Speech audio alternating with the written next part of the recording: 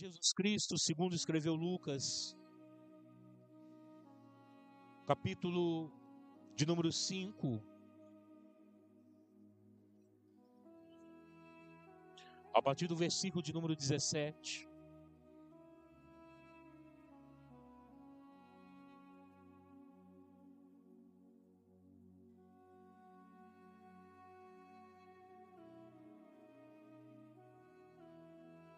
Aleluias. Quem achou, diga amém. Lucas capítulo 5, versículo de número 17. A palavra do Senhor diz assim: certo dia, ele estava ensinando e achavam-se ali assentados fariseus, mestres da lei, vindos de todas as aldeias da Galileia, da Judéia e de Jerusalém. E o poder do Senhor estava com ele para curar. Alguns homens transportando num leito um paralítico, procuravam fazê-lo entrar na casa e colocá-lo diante de Jesus. Não achando por onde fazê-lo, por causa da multidão, subiram no telhado e por entre as telhas o abaixaram no leito até o meio diante de Jesus.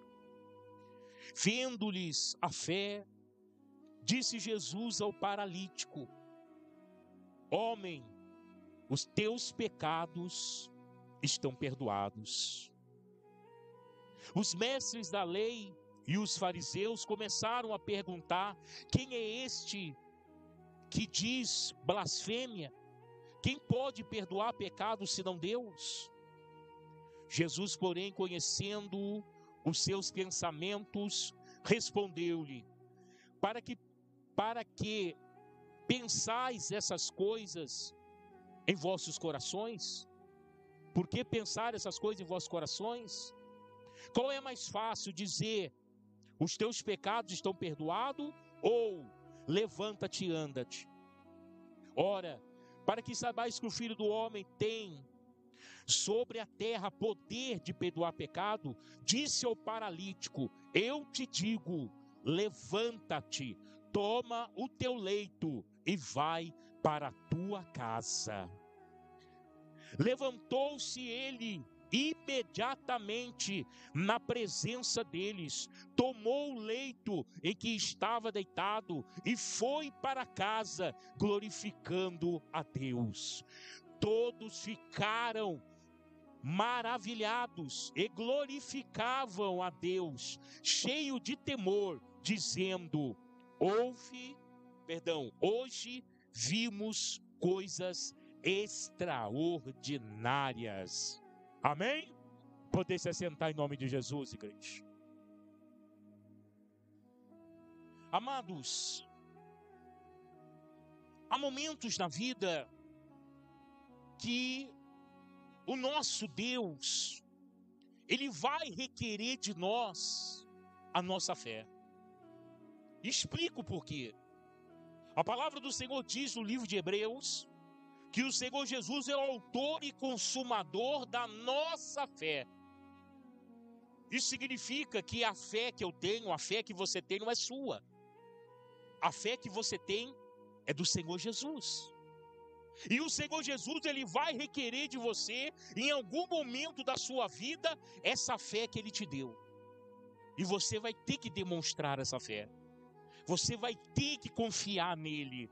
Aleluia. Há momentos na nossa vida que temos que sair do habitual, que temos que deixar o normal, que temos que deixar a regra para buscar o sobrenatural de Deus na nossa vida. Quer receber uma coisa que você nunca recebeu? Faça para Deus aquilo que você nunca fez. Há momentos que precisamos romper barreiras. Há momentos que precisamos arrebentar as cercanias. Há momentos que temos que deixar de lado os costumes, que temos que deixar de lado a comunidade. Por quê, pastor? Para chamar a atenção de Deus para a nossa vida. Preste bem atenção, Jesus estava em Cafarnaum. Jesus estava ali na Galileia, pregando o evangelho, ensinando a sua palavra. Ele estava dentro de uma casa. Eu quero te dizer, nessa noite, Jesus, aleluia, Ele quer voltar hoje com você para a tua casa, para fazer obra na tua vida. Jesus não estava pregando uma praça pública. Jesus não estava pregando uma sinagoga. Jesus estava dentro de um lar. Isso mostra o prazer que Deus tem de estar com você dentro da sua casa, junto com a sua família. E a palavra do Senhor diz que Jesus estava o quê? Ensinando a palavra. E havia uma multidão que não coube dentro daquela casa, estava espalhado pelo lado da casa, tinham pessoas na janela, na porta do fundo, não tinha por onde entrar. Mas entenda, há momentos que Deus vai querer requerer a fé que Ele colocou na sua vida. Quem está entendendo, diga amém. A palavra do Senhor diz que 4 amigos, sabendo que Jesus estava em Cafarnaum, eles tinham, esses 4 amigos, um amigo em comum, que não era nada normal. O homem era paralítico, o homem não podia andar, o homem vivia em cima de uma cama. E eu acredito sim, aleluia, que aqueles 4 amigos conheciam a história daquele homem, uma história de sofrimento, de humilhação, aleluia, de limitações. Eles conheciam a história daquele homem. Quando eles ouviram que Jesus estava em Cafarnaum, e a fama de Jesus, qual fama? A fama do homem que cura, do homem que expulsa demônios, do homem que ensina palavras que vêm do céu, que fala com autoridade como que ninguém. Vinha antes que Jesus chegasse. E essa fama chegou a esses homens. Não lhe restaram dúvidas. Por quê? Porque quem duvida não tem fé. Então, para aqueles 4 amigos não restaram dúvidas. Por quê? Porque eles tinham fé. E era uma fé, sabe o quê? Incondicional. Você sabe o que significa a palavra incondicional? Significa que a fé deles não estava ligada a nada, a não ser no próprio Deus. Amém? Era uma fé incontaminada. Era uma fé, aleluia, que não estava baseado em nenhum homem, a não ser Cristo. Uma fé incondicional. E o que eles fizeram? Pegaram um paralítico, levaram, mas como é que eu vou? Não tem cadeira de roda. Como é que eu vou? Vocês vão me levar nas costas? Não, você vai deitar para sua cama mesmo. Vai confortável aí. Ajeita o travesseiro aí, que nós vamos levar você. E cataram a cama dele, meu irmão. Ele poderia vir no colo, de cavalinho, ou não é? Poderia catar um para a perna, um para o braço, mas seria desconfortável. Quem quer ajudar, ajuda do melhor jeito. Quem quer fazer, faz do melhor jeito. Quem quer, aleluia, contribui com a sua fé. E eles levaram o homem confortavelmente na sua cama. Eu não sei se eles andaram 100 metros, 200, 30, 1 quilômetro, não sei. Só sei que eles não desistiram. Levaram o paralítico até onde Jesus estava. Quando eles chegaram ali, meu irmão, a casa estava tomada de gente. Agora entenda uma coisa que eu quero te dizer nessa noite. Fé sem obstáculo não é fé. Entenda. Meu irmão, se você começar a conquistar as coisas facilmente na tua vida, isso não é fé. Para ser fé, tem que ter obstáculo. Para ser fé, tem que haver provação. Para ser fé, você vai ter, aleluia, que insistir, persistir, bater, não desanimar, não voltar atrás, não desistir. Quem está entendendo, diga amém. Isso é fé. Isso é fé. E aqueles homens foram para entrar na porta? Não tinha como. Foram para entrar pela janela? Não tinha como. Vamos para a porta do fundo. Não tinha como. E agora? O que nós vamos fazer? Bem, nós já chegamos até aqui, para trás nós não vamos voltar. É isso que você tem que entender. Ninguém toma o que é seu, aleluia. Ninguém põe a mão no que é seu, aleluia. Ninguém, aleluia, nem o diabo pode, aleluia, te tomar aquilo que você já tomou posse. Pela fé. Então quem já falou, bem, só tem um jeito. Só tem um lugar que não tem gente nessa casa. Aonde? No telhado. Vamos levantar o paralítico lá. Meu irmão, eu não sei se o paralítico era igual eu, o Jefferson, assim, 130 quilos. Ou se o paralítico já era mais mansinho um pouco, né? Olha o Ronaldão, vou dar colocar você no meio. O Ronaldão também. Ou se era assim como o seu José, né? Uns 60 quilos. Ou mais um pouco, como o Daniel aí, né? Uns 40 quilos. Não sei, irmão. Mas se foi como eu, o Jefferson, o Ronaldão, eles sofreram, irmão. Vai falar pra você.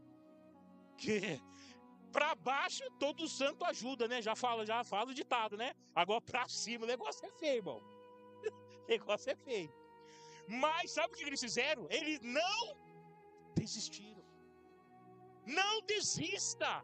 Pastor, mas tá tudo ao contrário. Não desista. Mas falaram não para mim. Não desista. O médico falou que não tem mais jeito. Não desista. A última palavra é do Senhor. É de Deus. Aleluia. Eles não desistiram. Amarraram a corda no homem. Subiram ele para cima. Eu não sei se amarraram no pescoço, se amarraram para a perna, para o braço. Não sei, mas puxaram o homem. Levaram ele lá em cima. Eu fico imaginando, sabe? Eu fico lendo a Bíblia, eu fico imaginando. O homem gritando, ai, tá doendo, peraí, puxa mais esse lado. Esse aqui não, peraí, tá abrindo minha perna, peraí. Mas levaram. Ele falou, ó, peraí, irmão, contribui aí, nós vamos descer o sei lá perto de Jesus. Amém? Mas levantaram o homem. Botaram lá em cima do telhado. E agora para passar no vão da teia? Meu irmão, lá em casa, lá, estou fazendo teatro lá em casa, lá, eu entrei no teatro, não consegui sair. Eu falei para minha esposa, sobe a maquita aí que eu tenho que cortar aqui o caio para passar aqui, que o negócio tá feio. Senão não desço daqui. É desse jeito, irmão. E padeceu o homem. Imagine, irmão, tiraram a telha. Meu irmão, sabe qual era? Ali havia um obstáculo chamado telha. Qual é o obstáculo da tua vida? Será que é a incredulidade? A falta de fé? A falta de esperança? De confiança? Por isso você está entregando seus pontos? Por isso você está à beira de desistir? Calma. Tira o obstáculo. Tira a telha.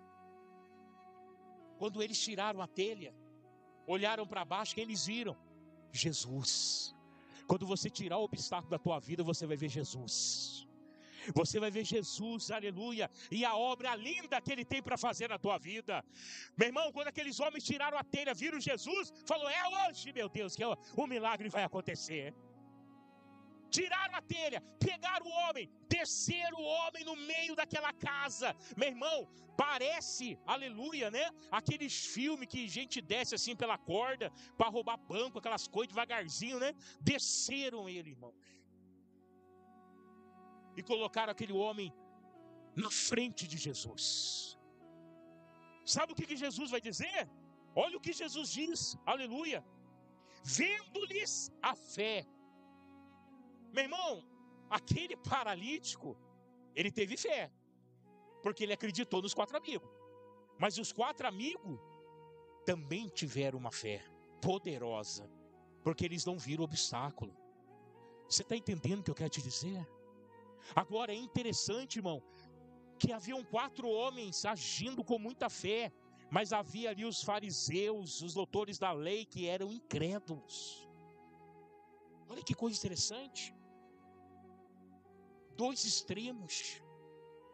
Uma fé poderosa, incondicional, e um povo incrédulo. Quando aqueles homens viram aquele homem descendo pela janela, pelo teto, você imagine, meu irmão, o que os fariseus não fizeram, não falaram, porque eles não tinham fé. A fé daqueles homens era uma fé morta. Porque existem 2 tipos de fé, irmãos. A fé que os católicos têm nas suas imagens, Porque é a mesma fé que os umbandistas têm nos seus guias. Amém? Que o espírita tem lá em Allan Kardec. É a mesma fé que o maçom tem lá nos seus deuses. Essa é a fé que não muda a vida de ninguém. É a fé natural. Mas existe a fé sobrenatural. E a fé sobrenatural é do Filho de Deus. Naquele que morreu, mas ao terceiro dia ressuscitou. E a fé daqueles homens estava apoiada em quem? Em Jesus Cristo. E eles desceram o homem dali. Agora, entenda uma coisa que eu quero te dizer aqui. Aleluia. Quando Jesus viu a fé daqueles homens, disse ao paralítico: homem, os teus pecados estão perdoados. Então entenda, a condição daquele homem está, aleluia, paralítico, foi por causa do pecado. O pecado, meu irmão, vai levar você a ser escravizado por Satanás. O pecado era a causa daquele homem estar paralítico. Quando Jesus diz para ele: olha, homem, os teus pecados estão perdoados, preste bem atenção, antes do milagre, precisa acontecer o conserto. Jesus não sai curando ninguém sem que ninguém se arrependa dos seus pecados. Quem está entendendo, diga amém. Por que tem muito? Por que não acontece mais muitas curas dentro da igreja? Por que paralítico não sai mais andando dentro da igreja? Porque não há, aleluia, arrependimento. Há muito dentro da igreja o chamado remorso. O remorso é aquela situação que você chora, mas amanhã você está fazendo a mesma coisa. Arrependimento não. Quando alguém se arrepende de verdade, ele nunca mais volta a fazer o que ele fez. Amém, Jesus? Então, antes do milagre acontecer, vem o conserto. E Jesus disse para aquele homem: os teus pecados estão perdoados. Agora, por que Jesus disse isso àquele homem? Porque aquele homem mostrou para Jesus que estava disposto a mudar de vida. Senão ele não tinha topado descer pelo telhado. Senão ele nem da casa dele tinha saído. Quem está entendendo, diga amém. Ele fez toda essa trajetória junto com seus amigos, porque ele estava querendo mudar de vida. Se você está querendo mudar de vida hoje, aleluia, agora, neste momento, aleluia, abra o teu coração para Jesus, aleluia, e permita que ele faça parte da tua vida. Essa é a grande realidade. E aí, quando Jesus disse isso, é claro, os fariseus, os doutores da lei, né? Havia escribas lá também. Estavam ali vigiando Jesus. Eles não estavam ali para ouvir a palavra de Jesus. Por quê? Porque eles não criam na autoridade de Jesus. Eles estavam ali para espiar. Eles estavam ali, aleluia, para vigiar Jesus. E quando Jesus disse isso, eles disseram: mas que blasfêmia é essa? Quem pode perdoar? Aleluia, quem pode perdoar alguém? Somente Deus. Isso é a lei de Moisés, né? Estavam ainda na lei de Moisés, porque eles não reconheciam Jesus como Filho de Deus, como Messias. Às vezes tem pessoas que estão dentro da igreja e não reconhecem Jesus como seu Salvador. Às vezes tem pessoas dentro da igreja que o Senhor da vida dela é outra coisa, mas não é Jesus. Às vezes o Senhor da vida dela é o seu trabalho, é o dinheiro, é o carro importado que comprou. Às vezes o Senhor da vida dela é andar na moda, é ou não é? Às vezes o Senhor da vida dele é a esposa, ou o Senhor da vida dela é o marido. Entenda, precisamos colocar Jesus em primeiro plano. Ele precisa ser Senhor da minha vida. E se Ele é Senhor da minha vida, eu tenho que obedecer a Ele. Quem está entendendo, diga amém. Porque a palavra do Senhor diz que o bom servo faz tudo para agradar o seu Senhor. Essa é a grande realidade. E o que você tem feito para agradar Jesus, o Senhor da tua vida? Aqueles homens agradaram o coração de Jesus, mostrando a Jesus a fé incondicional que eles tinham. Mas já os fariseus não. questionaram a autoridade de Jesus. Então Jesus vai dizer: Jesus, porém, reconhecendo os seus pensamentos, respondeu-lhes: por que pensais essas coisas em vossos corações? Ei, antes que alguma palavra saia da minha boca, o Senhor já conhece os meus pensamentos. Ele já sabe o que está dentro do meu coração. Quem está entendendo, diga amém. Ele é o Deus que esquadrinha o coração. Ele é o Deus que sabe a intenção. Aleluia. Qual é a intenção que você veio hoje na igreja?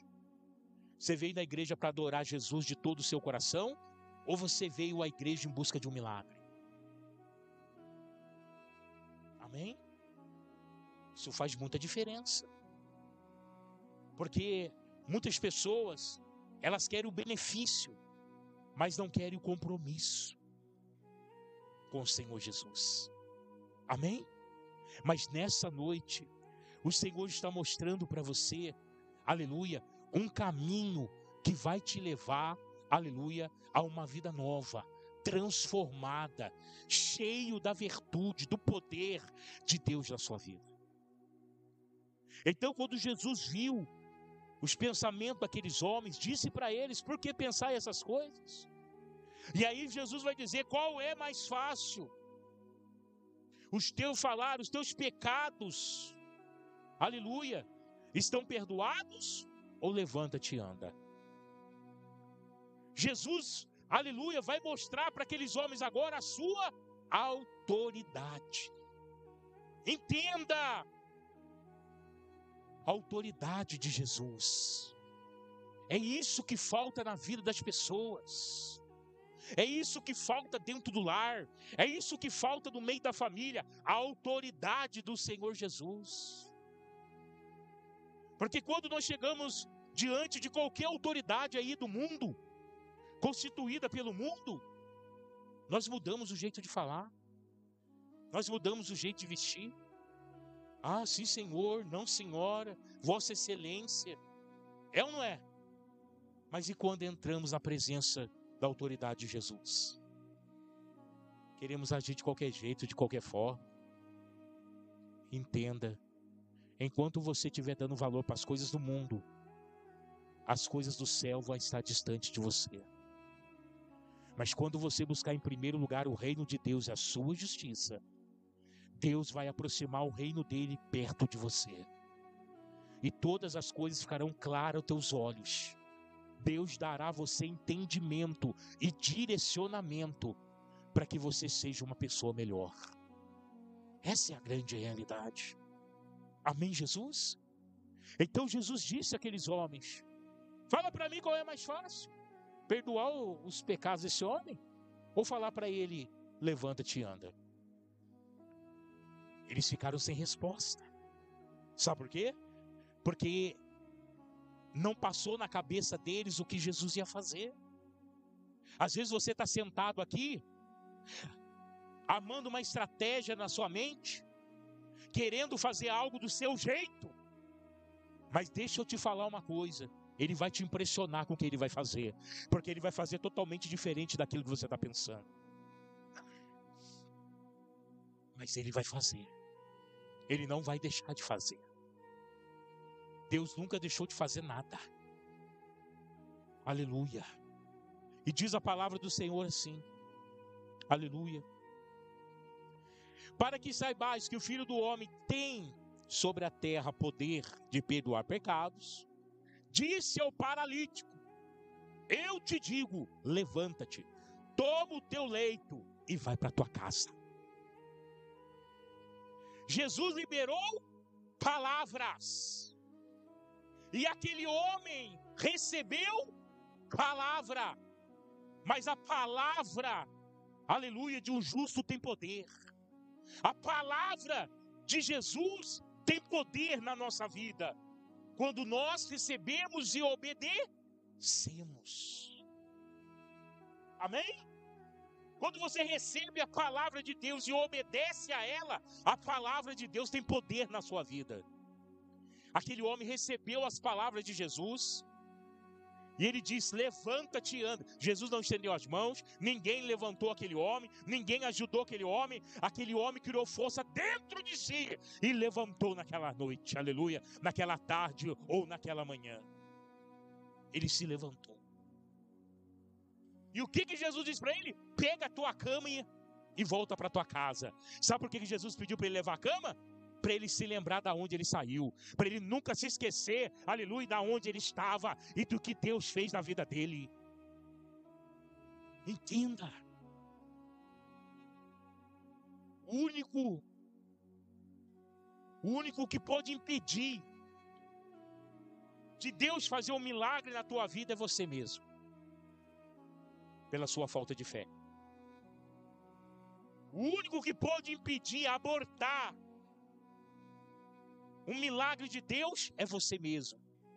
Porque a palavra do Senhor diz que Jesus, ele voltou à sua terra natal, aleluia.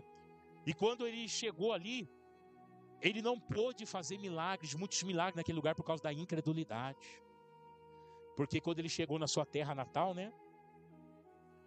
Quando ele chegou ali, as pessoas saíram na rua, o filho de José, o irmão de Ciclano, o primo de fulano, ele voltou para nos visitar, o carpinteiro está de volta. E aí ele chegou na sinagoga, abriu o rolo, caiu no livro de Isaías, né?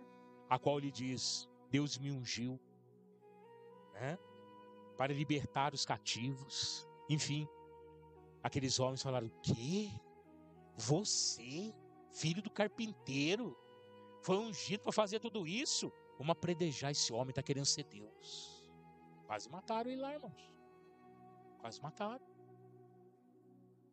Jesus saiu pela tangente, deu uma escapatória ali, ele sumiu daquele lugar. Não conseguiu fazer milagres ali por causa da incredulidade. Então, se você tiver fé, o milagre vai acontecer na tua vida. Mas se tiver faltando fé para você, o milagre não vai acontecer. Entenda isso. Aquele homem recebeu a palavra de Jesus. Jesus deu uma ordem de comando a ele. Levanta-te e anda. Ordem de comando. Aquele homem levantou e andou. E Jesus fala, leva a sua cama embora junto com você. Para que você nunca se esqueça de onde você saiu. Sabe por que tem coisas que tem que ficar como cicatriz na nossa vida? Para você nunca se esquecer de onde Deus te tirou. Para você nunca se esquecer do que Deus fez na tua vida. Tem certas situações que ficam como cicatrizes. Tem certas coisas que nunca mais vão sair da tua vida, para que você entenda de onde Deus te tirou. Essa é a grande realidade. E aí, meu irmão, aquele homem levantou-se, olha só, e ele imediatamente, na presença deles quem? De toda a multidão dos fariseus e dos doutores da lei, tomou o leito em que estava deitado e foi para casa, glorifica a Deus, meu irmão. Está doendo? Glorifica a Deus. Está difícil? Glorifica a Deus. Aleluia, aleluia, glorifica a Deus. Aquele homem voltou glorificando ao Senhor, sabe por quê? Porque ele recebeu uma graça de Deus na vida dele. O Senhor está derramando a graça dele aqui hoje sobre a tua vida, sobre a tua história, sobre a tua família. O Senhor não quer o seu mal, o Senhor quer o seu bem. Mas nós precisamos botar à prova a nossa fé. Jesus precisa ver até onde você o ama. Ontem eu preguei lá na congregação nossa. E ontem eu preguei sobre o Getsemane. E aí eu falei para os irmãos, o que é o Getsemane? O que é o Getsemane? O Getsemane foi o pior dia da vida de Jesus. Foi o seu pior dia. Porque, o pior dia foi quando ele foi crucificado lá na cruz. Não! Porque o pior dia foi lá no Getsemane, porque dali ele pediu para o Senhor afastar dele a cruz. Mas todavia fosse feita a vontade de Deus e não dele. Ali Jesus sofreu, se angustiou até a morte. Então, o Getsemane foi o dia mais difícil de Jesus. Às vezes você está no Getsemane. Às vezes você está no período mais difícil da tua vida. E sabe o que eu entendi no Getsemane? Jesus foi com os discípulos, 12 homens de Deus. Deixou 9 um pouquinho para trás, pegou Pedro, Tiago e João, subiu mais um pouquinho com eles e falou para Pedro, Tiago e João: ó, fica aqui, ora comigo, que eu vou um pouquinho mais adiante. Jesus foi lá, orou, pediu para Jesus afastar o cálice, pediu para Deus afastar o cálice, mas que todavia fosse feita a vontade de Deus, não a dele. Quando Jesus voltou, o que os discípulos estavam fazendo? Dormindo. Amém? E aí ele vai lá acordar os discípulos. Ô, acorda aí. Será que vocês não podem vigiar comigo nem uma hora? Nem um minuto? Jesus voltou a orar de novo. E Jesus orou exatamente a mesma coisa. Pela segunda vez. Quando Jesus voltou, o que os discípulos estão fazendo? Dormindo. Sabe o que eu entendo com isso? Que o Getsemane é o dia mais difícil da nossa vida. É o momento mais difícil da nossa vida. Só que no Getsemane é o seguinte: ninguém vai poder te ajudar com oração. Eles eram homens de Deus, os discípulos, mas não puderam ajudar Jesus. Jesus teve que orar sozinho. O Getsemane, meu irmão, muitas das vezes ninguém vai poder te ajudar. Muitas das vezes você vai ter que batalhar sozinho. Só que tem uma coisa: Jesus venceu o Getsemane.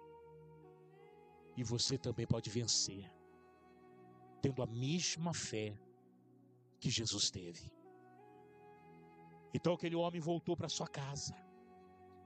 Todos ficaram maravilhados e glorificaram a Deus, cheios de temor, dizendo: aleluia, hoje vimos coisas extraordinárias. Quer ver coisas extraordinárias? Use a fé que está dentro de você. Não duvide do que Deus possa fazer. Não, aleluia, diminua o poder de Deus na sua vida. Não diminua o potencial da sua fé. Haja pela fé. Porque Deus curou, aleluia, aquele homem, mostrando para todos que estavam ali naquela casa que Ele tem poder. E Jesus Cristo tem poder sobre as nossas vidas. Quem entendeu, diga amém. Se coloque de pé nessa noite.